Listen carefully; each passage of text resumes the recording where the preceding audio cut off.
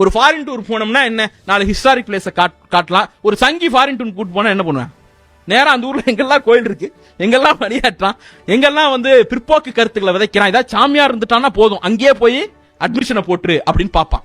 ஆனால் நம்முடைய கல்வி அமைச்சர் நம்ம குழந்தைகளை எங்க கூட்டு போறாரு, ஒரு டெக்னிக்கல் லேபுக்கு கூட்டு போறாரு, ஒரு சயின்ஸ் லேபுக்கு கூட்டு போறாரு, நூலகங்களுக்கு கூட்டு போறாரு. அங்க இருக்கக்கூடிய நவீன தொழில்நுட்பங்களையும் நவீன அறிவுகளையும் அந்த குழந்தைகளுக்கு அறிமுகப்படுத்துறாரு. அங்க இருக்கக்கூடிய கலாச்சாரத்தை அறிமுகப்படுத்துறாரு. இது எங்க இருந்து வருது? இந்த நூல் முழுக்க ஒரு விஷயம் திருப்பி திருப்பி திருப்பி வருது. ஒன்னு RSS சூழ்ச்சிகளை அம்பலப்படுத்துறது, இன்னொன்னு முதலமைச்சருடைய கட்ஸை தூக்கி பிடிக்கிறது. முதலமைச்சர் மீது அவர் எவ்வளவு காதலோடு இருக்கிறாருங்கிறதுக்கு இந்த புத்தகம் ஒரு முக்கியமான சாட்சி. இந்த பின்னட்டையிலே இருக்கு, நதியின் போக்கை திசை திருப்பக்கூடிய வல்லமை எங்கள் தலைவருக்கு இருக்கிறதுன்னு சொல்றாரு. அந்த அளவுக்கு தலைவர் அவர் வியந்தோதுறாரு. அப்ப நான் என்ன கேட்கிறேன், அங்க இருந்து தான் இவர் எடுக்கிறார். நீங்க மோடி போனா அதிகபட்சம் ஏதாவது கோயில் கும்பாபிஷேகத்துக்கு தான் வெளிநாட்டுக்கு போவார். தலைவர் துபாய் போனப்ப எங்க போனார் தெரியுமா? ஃபியூச்சர் மியூசியம்னு ஒரு இடத்துக்கு போனார். மியூசியம்னாலே நம்ம ஊர்ல என்ன, 10,000 வருஷம் பழசு, 5000 வருஷம் பழசு, 1000. இங்க எலும்பு கூடு ஒன்று இருக்கும். எங்க தஞ்சாவூர் மியூசியம்ல ஒரு எலும்பு கூடு, திமிங்கலத்தோட எலும்பு கூடு ஒன்று வச்சிருப்பாங்க.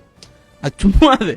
அப்போ மியூசியம்னாலே நமக்கு என்ன பழகி இருக்கு, பழசுன்னு தான் பழகி இருக்கு. ஆனால் துபாயில ஃபியூச்சர் மியூசியம் இன்னும் 100 ஆண்டுகள் கழித்து என்ன வரப்போகுது, 50 ஆண்டுகள் கழித்து என்ன வரப்போகுதுங்கிறத மியூசியம் பண்ணி வச்சிருக்காங்க. அந்த இடத்திற்கு முதலமைச்சர் போனார்.